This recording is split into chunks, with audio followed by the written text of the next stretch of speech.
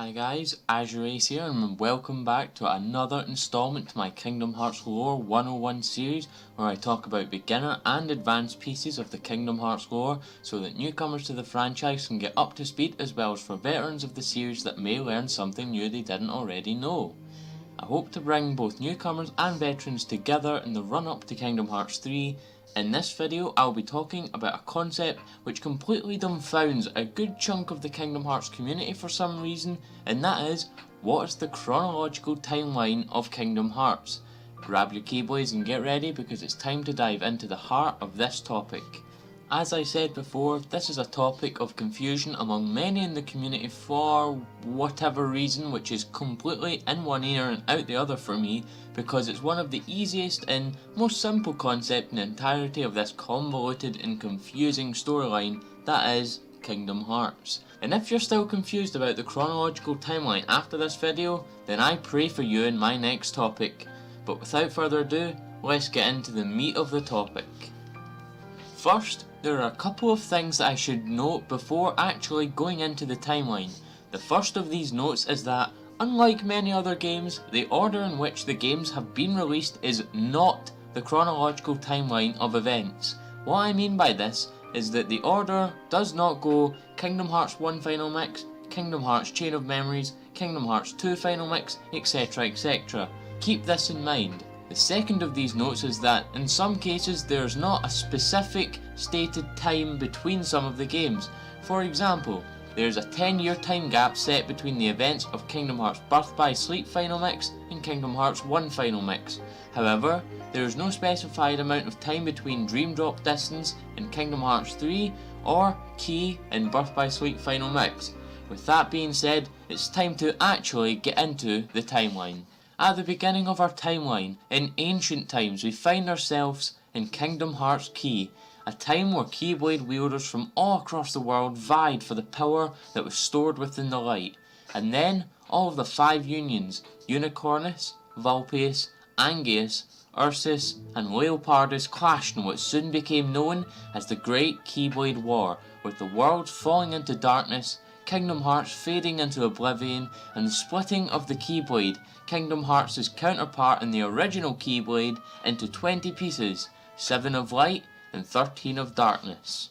We then skip after an unspecified length of time and we come to the events of Kingdom Hearts Birth by Sleep Final Mix, with our 3 protagonists, Terra, Ventus and Aqua, being split up and made to search the worlds by Master Xehanort's plans, which leads them to the Keyblade graveyard where they all meet their demise in each their own way. For Terra, he becomes naive, which allows Master Xehanort to implant a piece of his heart inside Terra's, turning him into Terranort. However, he is fought by Terra's armour, being controlled by his lingering will, who does defeat him and is then forced to stay in the Keyblade graveyard, with Terranort being blown away through the lanes between, with him finally arriving in Radiant Garden. For Ventus, he was able to defeat Vanitas within his heart, thus destroying the Keyblade Vanitas, but also this resulted in destroying Ventus's own heart. For Aqua, she is able to defeat Vanitas or Ventus Vanitas, which caused an explosion which sent Aqua and Ventus into the lanes between. However, Mickey was able to bring them to the mysterious tower, which leads Aqua to taking Ventus back to the land of departure, turning into Castle Oblivion to protect them, so he can sleep in the Chamber of Waking until his heart is returned. Aqua then proceeds on her journey to find Terra, leading into the final episode of Birth by Sleep Final Mix, where she finds Terranort in Radiant Garden, battling and defeating him. However, as she was saving Terranort from falling into darkness, she doomed herself to falling into darkness, as well as she fell into the realm of darkness, never to be seen in the realm of light again for the entire series.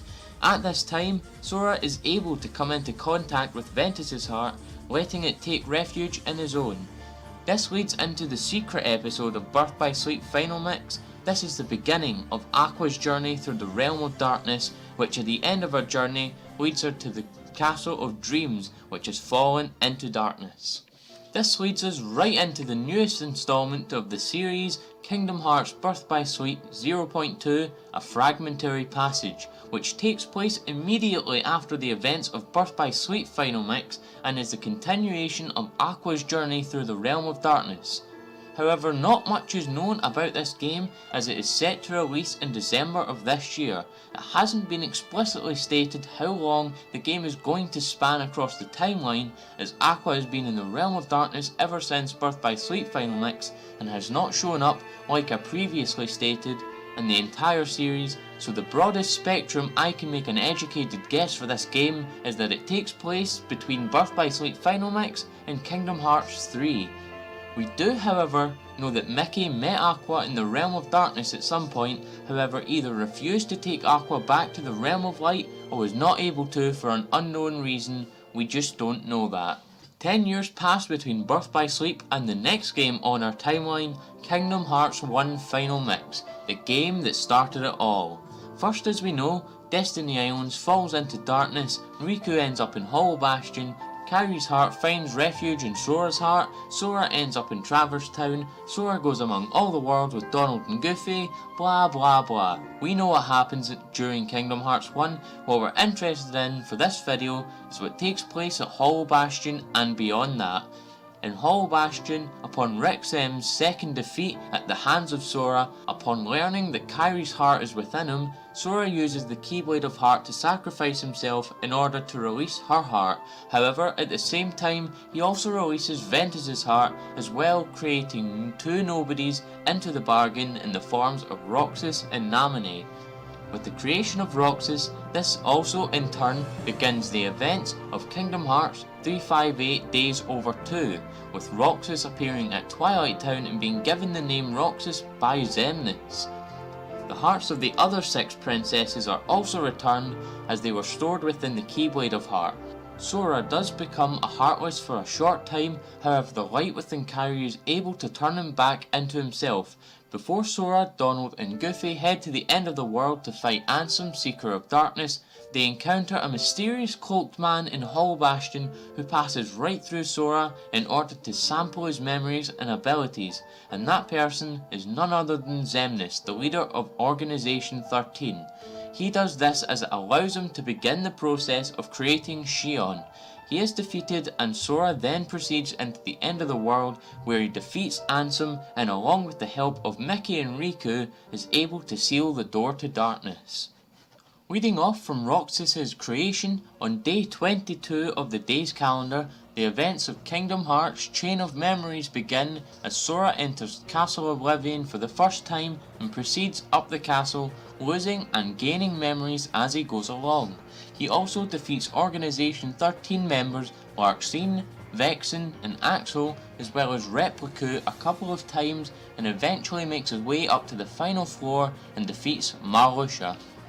Naminé then gives him the choice between keeping his memories of Castle Oblivion or getting his old memories back but losing the memories of Castle Oblivion that he has gained, where he then picks the latter of those two and is then taken to Twilight Town where he, Donald and Goofy are put into sleep for their memory restoration for a year. Riku also arrives at Castle Oblivion where he proceeds from the basement floor of the castle up, defeating Organization 13 members Zexion and Lexius, and eventually he is encountered by Ansem, Seeker of Darkness, where Riku defeats him and is aided by Mickey to the first floor of the castle, the floor where Sora entered from. Mickey and Riku are given black coats from Diz to protect them from the darkness, and they exit the castle and begin to walk the long road. They meet up with Diz again at a crossroad, who asks Riku if he is going to walk the road to light or the road to darkness, whereupon he chooses neither and walks the road between, the road to dawn, where somewhere along the line he attains the Keyblade, the way to dawn. This story ends on day 52 of the day's calendar. After this, in the day's timeline, many events take place and ultimately lead to day 357, Tears, where Xion reveals that she has just about taken all of Roxas' memories, as well as revealing she now has the appearance of Sora, and that she must take Roxas' powers too. However, Roxas is able to defeat Shion, granting him all of his memories and powers back, but at the price of Shion's life.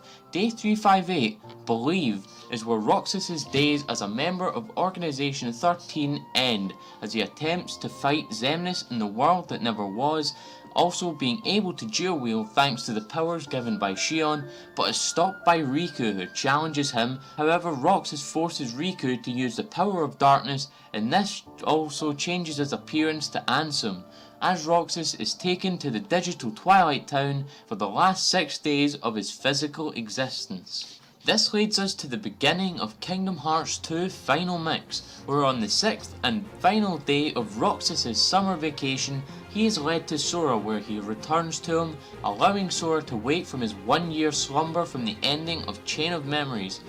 We go through the same routine as Kingdom Hearts 1 again, and we end up in the world that never was, with Sora having wiped out the remaining Organization 13 members, Saïx, Xigbar and Luxord one by one. He challenges Xemnas with Riku, Donald, Goofy and Mickey and defeats him. However, as they are all going home through a corridor of darkness, it suddenly shuts behind Kairi, leaving Sora and Riku stranded in the world that never was, forcing them to fight Xemnas one last time.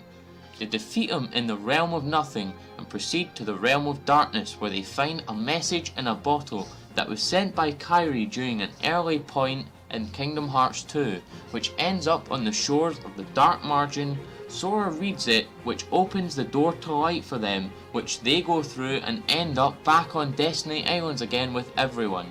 Almost right after the ending of Kingdom Hearts 2, Aqua appears on the Dark Margin and sits down as she talks to a mysterious man in a black coat who happens to be Diz, or Ansem the Wise, who explains to her that while she has been in the Realm of Darkness, Sora has been saving countless worlds and telling her of the connections that Sora has made with others, and that many are still waiting for their birth by sleep, even Aqua and even himself. Directly after Kingdom Hearts 2 ends, Recoded begins, as Mickey finds mysterious messages within the journal which he wanted to analyse. However, Mickey, Donald, Goofy and Jiminy were transported to the datascape, however are helped by Data Riku and Data Sora back to their world.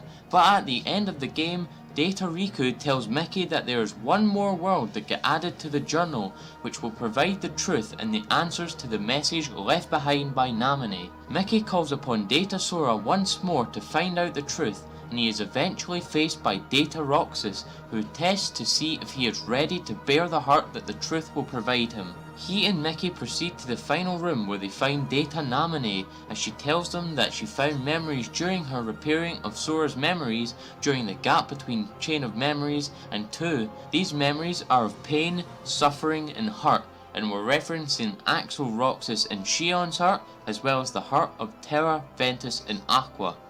After learning of this, Mickey immediately reported to Yen Sid to tell them that he almost knows the location of Ventus's heart.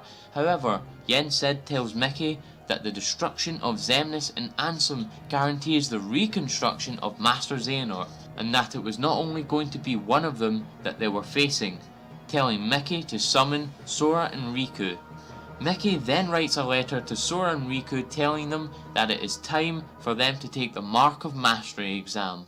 After an unspecified amount of time, the events of Dream Drop Distance take place as Sora and Riku begin their Mark of Mastery exam. However, very early on, it is hijacked by Master Xehanort and he plunges Sora and Riku into a perilous journey to unlock 7 sleeping keyholes, all under the watchful eye of Master Xehanort and his 12 other selves. As things start to come clear, the 8th and final world, which ultimately led Sora and Riku into the trap Xehanort had set at the beginning, as they arrive in parallel versions of the world that never was. Sora is encountered by Xemnas, Xigbar and young Xehanort. As Sora is able to defeat Xemnas, young Xehanort explains of the trap he had fallen into, and that Sora was now fully prepared for young Xehanort to take him and use him as a vessel for the 13 Seekers of Darkness. Parallel to this, Riku encountered a mysterious nightmare called the Anti-Black Coat Nightmare, who was holding Sora in his dreams. Upon defeat, Riku then encounters Ansem, Seeker of Darkness, who challenges him. Upon defeat, Riku was then led to the room where nothing gathers, where he found out that there were 13 Seekers of Darkness, but with the help of Mickey attempted to retrieve Sora, but young Xehanort was able to bypass Mickey's stopsa and fought with Riku. After defeating young Xehanort, Master Xehanort revealed himself and his intentions, and just as he was about to make Sora his vessel, Lee appeared just in time to save him as Sora, Lee, Riku, Mickey, Donald and Goofy escape back to the mysterious tower. Riku is then made to dive into Sora's heart and defeat the armoured Ventus Nightmare, which led Riku to Destiny Islands where he spoke with Ventus, Roxas and Shion, as well as Ansem the Wise, who revealed he hid data within Sora and that it was a clue to help bring back those who were thought to be lost forever. And now, after an unspecified time, we come to the beginning of the end of the Dark Seeker saga as we come to the events of Kingdom Hearts 3, which also spells the end for the events of 0.2, as Aqua will most likely conclude her journey in the Realm of Darkness in Kingdom Hearts 3. It is unknown what will happen, but this will surely be the best Kingdom Hearts game to ever come out of the series, and I am sure it will seal all of our doubts, questions and confusions upon its release. So there you have it. That is the timeline of Kingdom Hearts in the best and most detailed way I can explain it. I apologise for the lengthier video today, and I apologise for the lack of videos over the past couple of days as well. If you're watching this was recorded on the Sunday, however, by the time this is uploaded it may possibly be Monday, so I apologise for the lack of consistency lately. It looks like I may possibly be putting episode 48 of Dragon Ball Super, my discussion for that, on Tuesday as well, so I am deeply sorry, but nevertheless, if you guys like this video, please leave a like, comment your thoughts. What do you think should be the next topic on Kingdom Hearts Lore 101? Please share this amongst your friends and subscribe to join the Azure Army today. Thank you.